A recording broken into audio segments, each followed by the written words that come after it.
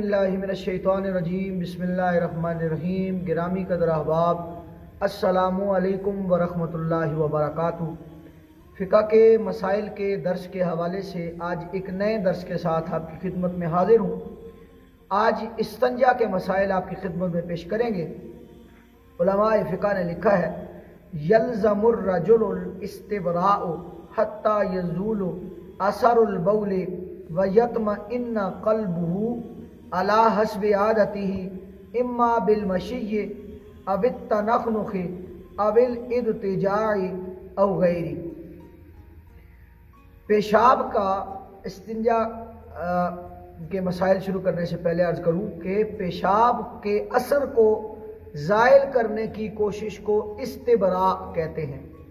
मर्द के लिए इस्तिब्रा लाज़िम है यहाँ तक कि पेशाब का असर ख़त्म हो जाए और उसका दिल मुतमईन हो जाए।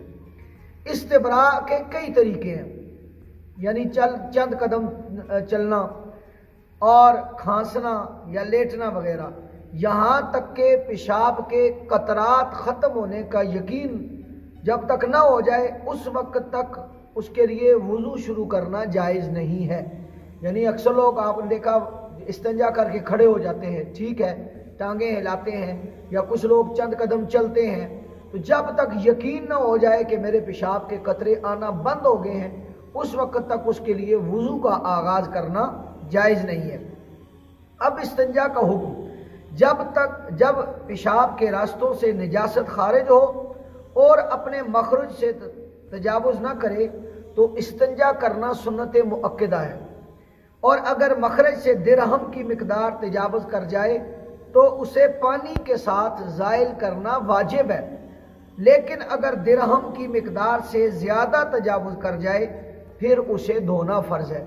अब दिरहम की मिकदार उलमा ने बताया ये इंसान की हथेली है, हथेली को खोले, उस पर पानी बहाए, जितना पानी हथेली पे खड़ा हो उतना जो है वो दिरहम की मिकदार है।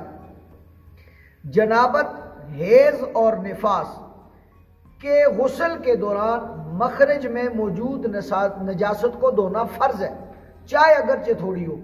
आम जैसे आप वुज़ू करते हैं उस वक़्त का हुक्म और है, लेकिन अब जब आप गुस्ल जनाबत कर रहे हैं उस वक़्त आपका जो है उस नजासत को धोना फ़र्ज़ है। अगर आप नहीं धोएंगे तो आपका गुस्ल जनाबत या गुस्ल नफासत या गुस्ल हैज़ जो है वो तकमीले तक नहीं पहुँचेगा और आप मुकम्मल तहारत हासिल नहीं कर पाएंगे।